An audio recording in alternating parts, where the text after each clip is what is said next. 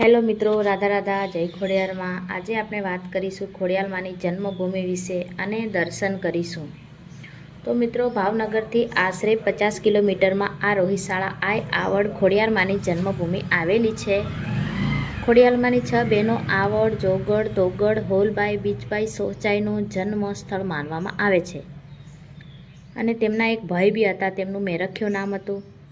તેમની માતાનું નામ દેવળબાઈ અને તેમના પિતાનું નામ મામડિયા ચારણ હતું અને મામડિયા ચારણના ઘેર આ 7 સતી એમનો જન્મ થયો હતો રોહિશાળામાં। મિત્રો, એવું કહેવામાં આવે છે કે મામડિયા ચારણ વાંજ્યા હતા।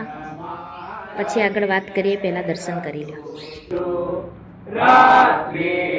તો મિત્રો, મામડિયા ચારણના મિત્ર રાજા હતા। તેમને મેણું માર્યું કે વાંઝાનું મોઢું ના જોવાય તો મને ના મળતો।